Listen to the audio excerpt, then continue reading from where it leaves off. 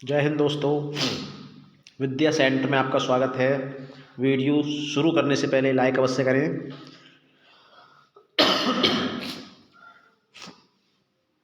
यदि channel subscribe नहीं है तो सब्सक्राइब भी कर लें। तो लाइक अवश्य करें। यहाँ पर रेलवे जैसी परीक्षाओं से संबंधित प्रश्न लिए गए हैं, जिसमें पहला प्रश्न है प्रोजेक्ट टाइगर की स्थापना कब हुई थी। तो ये जो क्वेश्चन है कई बार पूछा भी जा चुका है। तो जो प्रोजेक्ट टाइगर है इसकी स्थापना टाइगर को सुरक्षित रखने की उद्देश्य से की गई थी, क्योंकि ये विलुप्त प्राणी की श्रेणी में आ रहा है। तो जिसका वर्ष है 1973। ऑप्शन नंबर सी सही रहेगा। क्वेश्चन 2, आणविक भूमिगत परीक्षण केंद्र पोखरण किस राज्य में स्थित है। तो जो आणविक परीक्षण केंद्र पोखरण है, जहाँ मिसाइलों का परीक्षण किया जाता है, कैसी भी मिसाइल हो, जो कि भारत में स्थित है राजस्थान राज्य में। ऑप्शन नंबर ए यहाँ पर सही रहेगा।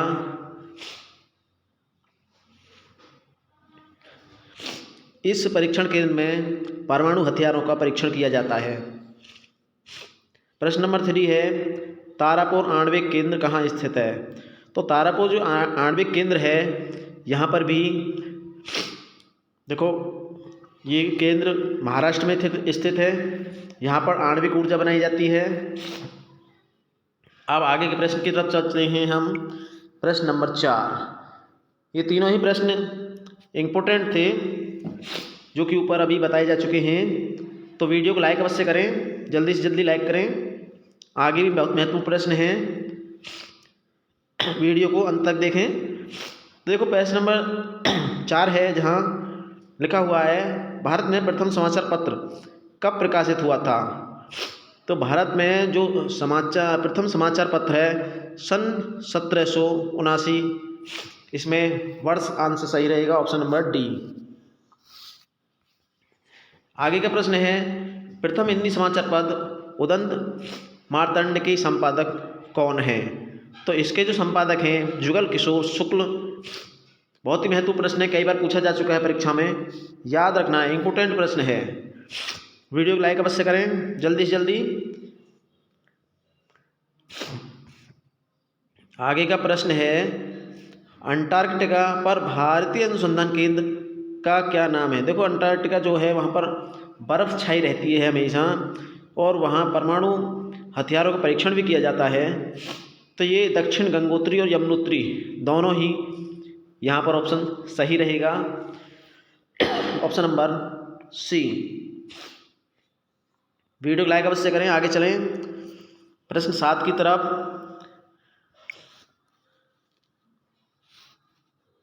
तो लिखा हुआ है प्रथम ई कोर्ट की स्थापना किस राज्य में हुई। तो प्रथम ई कोर्ट यानी इलेक्ट्रॉनिक कोर्ट्स की जो स्थापना है वो गुजरात राज्य में की गई है। ऑप्शन नंबर बी यहाँ पर आपको दिखाई दे रहा होगा, गुजरात। प्रश्न 8 है सबसे अधिक साक्षरता वाला राज्य कौन सा है। तो इसका आंसर सभी जानते हैं। जो सबसे अधिक साक्षर माना जाता है भारत में, केरल राज्य को माना जाता है। यहाँ पर ऑप्शन नंबर डी बिल्कुल सही है। केरल राज्य भारत में सभी राज्यों में सबसे अधिक साक्षरता वाला राज्य है। प्रश्न नंबर 9 की तरफ चलते हैं। प्रथम नेशनल पार्क जिम कॉर्बेट कहाँ स्थित है। तो जब प्रथम नेशनल पार्क जिम कॉर्बेट है, देखो इस क्वेश्चन में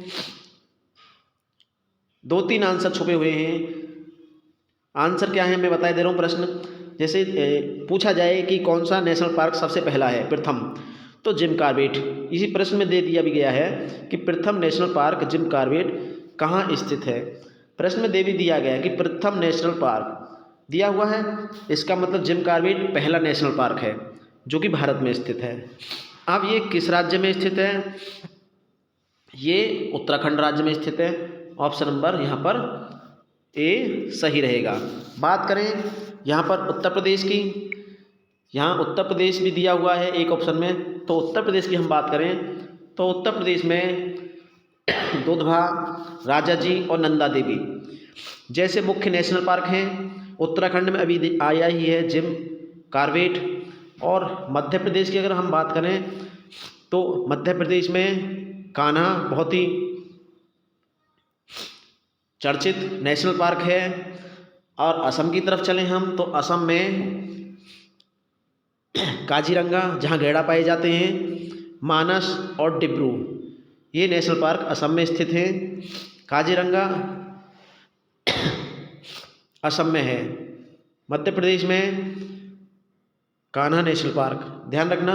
तो ये प्रश्न नंबर 9 5-6 प्रश्नों को समेटे हुए है, जिसमें बताया जा चुका है प्रथम national park Jim Corbett. Uttar Pradesh में कौन कौन से हैं? दुधवा है, राजा जी, नंदा देवी उत्तर प्रदेश में पढ़ते हैं। मध्य प्रदेश में कान्हा है और असम में काजीरंगा, मानस और डिब्रू जैसे महत्वपूर्ण नेशनल पार्क स्थित हैं। आगे का प्रश्न है, लिखा हुआ है प्रथम रक्षा विश्वविद्यालय किस राज्य में खोला गया है? तो जो प्रथम रक्षा विश्वविद्यालय है उसे हरियाणा राज्य में खोला गया है। इसमें ऑप्शन नंबर सी सही रहेगा। वीडियो को लाइक अवश्य करें, वीडियो को लाइक करें जल्दी से जल्दी। आगे प्रश्न नंबर 11 भी देखो कई प्रश्नों को समेटे हुए है। लिखा है प्रथम भारतीय ज्ञानपीठ पुरस्कार। इसका मतलब जो ज्ञानपीठ भारतीय पुरस्कार है सबसे पहले सुमित्रा नंदन पंत को दिया गया था। अब सुमित्रा नंदन पंत को किसके लिए, किस ग्रंथ के लिए दिया गया था? तो आपको सीधा पता है कि प्रथम भारतीय ज्ञानपीठ पुरस्कार किसे दिया गया? सुमित्रा नंदन पंत को। सबसे पहले ज्ञानपीठ पुरस्कार हिंदी का। क्लियर हो गया यहाँ पर, यानी ये प्रश्न है और ये आंसर है सुमित्रा नंदन पंत। अब सुमित्रा नंदन पंत को किस ग्रंथ के लिए दिया गया था? तो जो ग्रंथ है वो ग्रंथ का नाम है चिदंबरा। ऑप्शन बी यहाँ पर सही है। तो प्रश्न नंबर 11 भी कई प्रश्नों को समेटे हुए है, ध्यान रहे महत्वपूर्ण प्रश्न है। वीडियो को लाइक अवश्य करें, वीडियो को लाइक अवश्य करें। ये बहुत ही महत्वपूर्ण प्रश्न है, कई बार परीक्षाओं में बहुत ही बार पूछा जा चुका है कि चिदंबरा किसकी रचना है, या चिदंबरा के किसने लिखा है? तो सुमित्रा नंदन पंत। और सुमित्रा नंदन पंत पहले भारतीय ज्ञानपीठ पुरस्कार करने वाले, ज्ञानपीठ पुरस्कार प्राप्त करने वाले साहित्यकार थे। आगे का प्रश्न है क्रिकेट से संबंधित है। जो भी क्रिकेट में रुचि रखते हैं वो इसका आंसर अवश्य जानते होंगे। लिखा है सचिन तेंदुलकर ने किस देश के विरुद्ध प्रथम एक दिवसीय क्रिकेट में दोहरा शतक लगाया? जो भी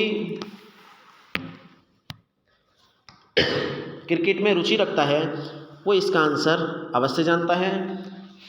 तो अब मैं आंसर बताने जा रहा हूँ, आपने भी गैस कर लिया होगा कौन सा आंसर है। आंसर नंबर सी दक्षिण अफ्रीका। यदि इसमें आंसर दक्षिण अफ्रीका नहीं है तो आप कमेंट बॉक्स में लिखकर आंसर बता सकते हैं। वीडियो को लाइक अवश्य करें, कमेंट भी करें वीडियो कैसी लगी है। वीडियो को देखते भी रहें और कमेंट भी करें।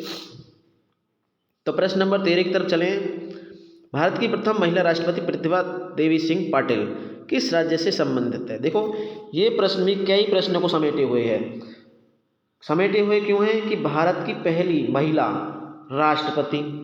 एक प्रश्न तो ये हो गया कि भारत की कौन महिला राष्ट्रपति है जो प्रथम महिला थी?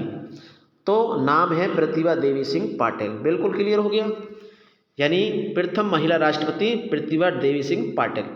अब इसमें क्वेश्चन में नाम जो क्वेश्चन है अलग तरीके से पूछा गया है कि ये प्रतिभा देवी सिंह पाटिल किस राज्य से संबंधित हैं? तो ये महाराष्ट्र राज्य से संबंधित हैं। यहाँ पर ऑप्शन नंबर बी सही रहेगा। प्रश्न नंबर 13 की तरफ अवश्य ध्यान दें। ये कई प्रश्नों को समेटे हुए हैं। भारत की प्रथम महिला राष्ट्रपति प्रतिभा देवी सिंह पाटिल। और ये किस राज्य से संबंधित हैं? ये महाराष्ट्र राज्य से संबंधित हैं। आगे चलें, प्रश्न नंबर 14। इसमें भी कई प्रश्नों का निचोड़ है। देखो लिखा हुआ है, वीडियो को लाइक अवश्य करें, कमेंट भी करें। अगर वीडियो अच्छी लग रही है, प्रश्न अच्छे लग रहे हैं तो कमेंट अवश्य करें। प्रश्न है 14, भारतीय राष्ट्रीय कांग्रेस की प्रथम महिला अध्यक्ष। देखो यहाँ भी दे दिया कि भारतीय राष्ट्रीय कांग्रेस की प्रथम महिला अध्यक्ष। तो पहली महिला अध्यक्ष कौन है? पहली महिला अध्यक्ष एनी बेसेंट है। बिल्कुल क्लियर हो गया। अब एनी बेसेंट किस राज्य से हैं? एनी बेसेंट जो हैं ये किस राज्य से हैं? एनी बेसेंट किस राज्य से हैं? ये आयरलैंड राज्य से हैं। ऑप्शन नंबर ए यहाँ पर सही है। तो देखो प्रश्न कई बार पूछा जा चुका है, बहुत ही महत्वपूर्ण प्रश्न लगता है। वीडियो को लाइक अवश्य करें, कमेंट भी करें इस प्रश्न पर कि ये प्रश्न कभी किस किस परीक्षा में पूछा गया है। तो भारतीय राष्ट्रीय कांग्रेस की पहली महिला अध्यक्ष कौन है? एनी बेसेंट, याद रखना है। यानी कि ये प्रश्न 2-3 प्रश्नों को बना रहा है।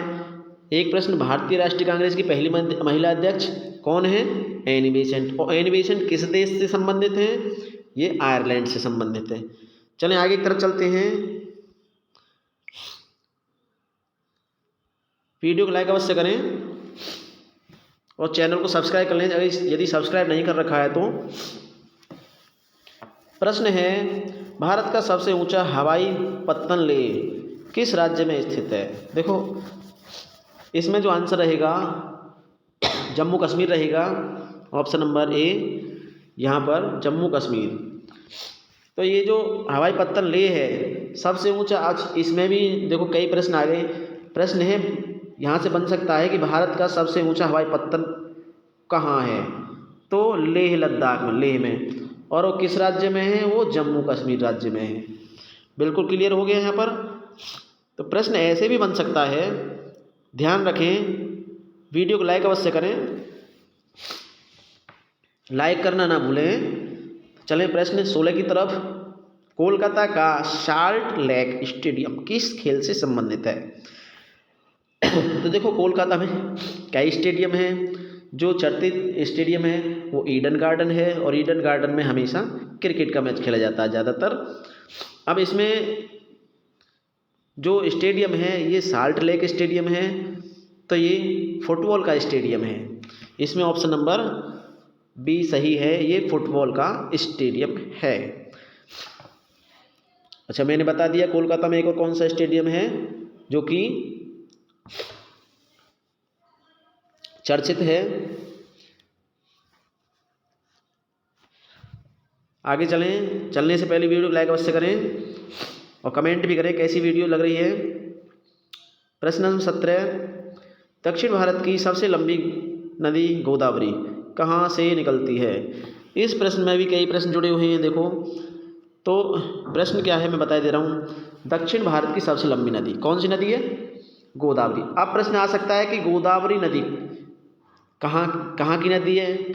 दक्षिण भारत की है, पूर्व भारत की है, उत्तर भारत की, कहाँ की है? तो आंसर रहेगा दक्षिण भारत की। और सबसे लंबी नदी, कई प्रश्न हो गए इसमें। अब आगे की तरफ चलें तो हम पूछा है इसमें ये कहाँ से निकलती है?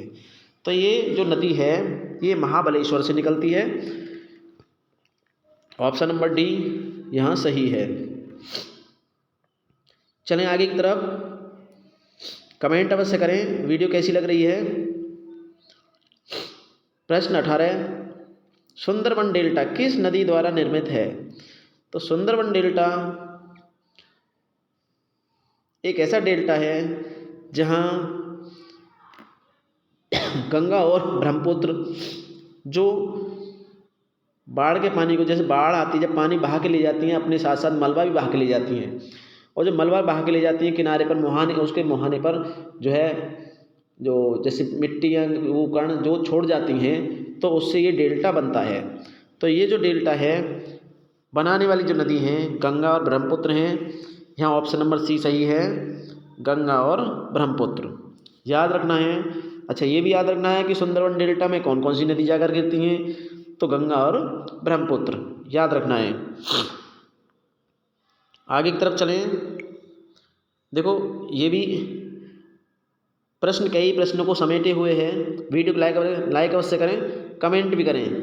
इस प्रश्न के बारे में कमेंट कर देखो, भारत का सबसे ऊंचा बांध यानी टिहरी बांध किस नदी पर स्थित है। देखो यहाँ पर 2-3 प्रश्न बन गए कि भारत का सबसे ऊंचा बांध कौन सा है, टिहरी बांध स्थित है।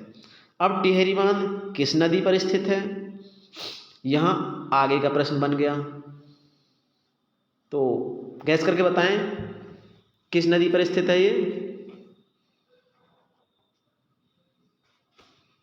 ये भिलंगना नदी पर स्थित है। यहाँ पर ऑप्शन नंबर डी सही रहेगा।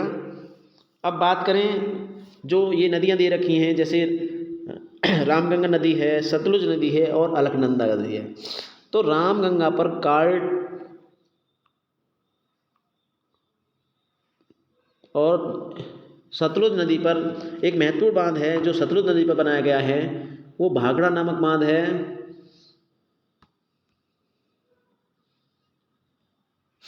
आगे चले प्रश्न। तो यहाँ पर एक सतलुज नदी है जिस पर भाखड़ा बांध बनाया गया है, सतलुज नदी पर भाखड़ा बांध बनाया गया। ये भी बांध कई बार पूछा जा चुका है कि भाखड़ा बांध किस नदी पर बनाया गया है, तो भाखड़ा बांध सतलुज नदी पर, और टिहरी बांध जो है ये भिलंगना नदी पर बनाया गया। भारत का सबसे ऊंचा बांध है ये, याद रखना है प्रश्न। आगे की तरफ चलें। तो बुलंद दरवाज़ा को किसने बनाया था। देखो बुलंद दरवाज़ा, जो बुलंद दरवाज़ा है सबसे ऊंचा दरवाज़ा कहा जाता है, और ये फतेहपुर सीकरी में स्थित है।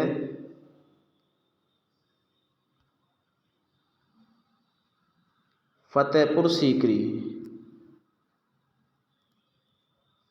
और जो फतेहपुर सीकरी है ये राजस्थान में है,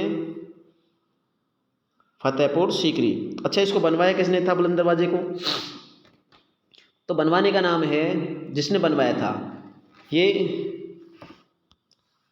ऑप्शन नंबर सी अकबर। बुलंद दरवाज़ा फतेहपुर सीकरी में स्थित है, और फतेहपुर सीकरी कहाँ है, राजस्थान राज्य में स्थित है। बनवाया किसने था, अकबर ने बनवाया था। तो इम्पोर्टेंट प्रश्न है, याद रखना है। प्रश्न नंबर 20 भी। प्रश्न नंबर 21, वीडियो को लाइक अवश्य करें, कमेंट भी करें। लिखा हुआ है गढ़सोप्पा जलप्रपात किस नदी पर स्थित है, तो ये नदी है शरावती। ऑप्शन नंबर बी यहाँ पर सही है, यानी शरावती नदी पर ये जलप्रपात स्थित है। चलें आगे की तरफ। प्रश्न है, लिखा हुआ है ग्रैंड ट्रंक रोड किसने बनवाया था, तो ग्रैंड ट्रंक रोड है, इसको जीटी रोड के नाम से जाना जाता है, और ये रोड शेर शाह सूरी ने बनवाया था। अच्छा चलो, ये रोड शेर शाह सूरी ने तो बनवाया था, चलो हमने यहाँ पर टिक कर दिया है। अब ये ग्रैंड ट्रंक रोड के बारे में यदि जो भी जानकारी आपको है कमेंट बॉक्स में अवश्य बताएं। अब जानकारी क्या है कि ग्रैंड ट्रंक रोड कहाँ से कहाँ तक बनाया गया है। ग्रैंड ट्रंक रोड कहाँ से कहाँ तक बनाया गया था, जो शेरशाह सूरी द्वारा बनाया गया था। क्लियर, कमेंट बॉक्स में अवश्य इसका आंसर दें। ग्रैंड ट्रंक रोड कहाँ से कहाँ तक बनाया गया था, जो कि शेरशाह सूरी द्वारा बनाया गया। चलें, ये बहुत ही महत्वपूर्ण प्रश्न है, और जीके का प्रश्न तो चल ही रहे हैं। चले प्रश्न 23 की तरफ। लिखा हुआ रूबल किस देश की मुद्रा है, रूबल किस देश की मुद्रा है। चलो अब मुद्रा की तरफ चलते हैं। देखो यहाँ पर जर्मनी ऑप्शन है, तो जर्मनी की ऑप्शन जो मुद्रा है उसको वाइज कहते हैं, इसको वाइज कहते हैं। जर्मनी की मुद्रा को वाइज कहते हैं, और फ्रांस की मुद्रा को यूरो कहा जाता है, और मोरक्को की मुद्रा को मोरक्कन दिरहम कहा जाता है। इसका मतलब हमारा ऑप्शन नंबर सी यहाँ पर सही है।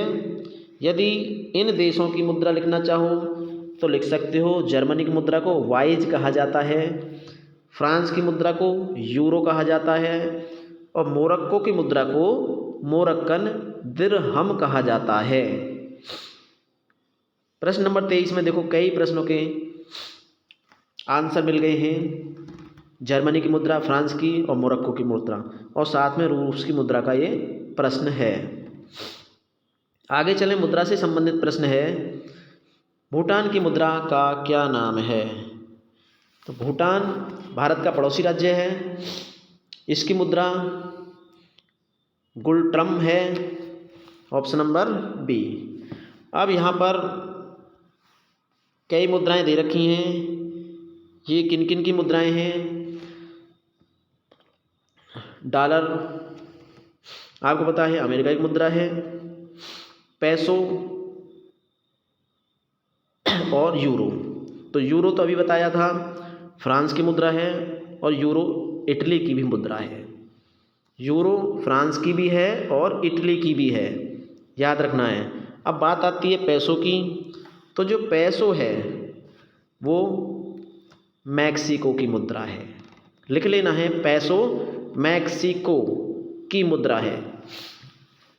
अब अंतिम प्रश्न की तरफ चलते हैं। लाइक अवश्य करें, कमेंट भी करें, वीडियो कैसी लगी।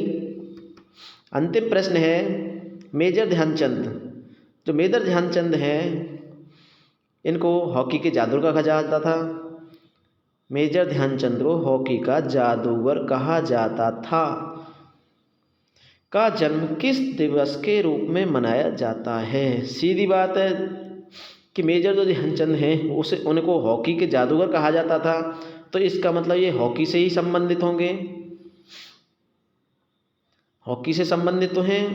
अब इनका जन्म दिवस किस उद्देश्य, किसके रूप में मनाया जाता है? तो इनका जो जन्म दिवस है ये राष्ट्रीय खेल दिवस के रूप में मनाया जाता है। इसमें ऑप्शन नंबर ए नहीं लगाना, राष्ट्रीय हॉकी दिवस नहीं लगाना, ऑप्शन गलत हो जाएगा यदि राष्ट्रीय हॉकी दिवस लगा दिया। कभी कभी हो जाता है कि मेजर ध्यानचंद हॉकी के जादूगर कहे जाते थे, तो इसका मतलब हॉकी ही इसमें ऑप्शन हो सकता है, तो ये ऑप्शन गलत हो जाएगा। अब इसी के साथ ही हम वीडियो को यहीं विराम देते हैं। वीडियो कैसी लगे कमेंट में अवश्य लिखें। धन्यवाद।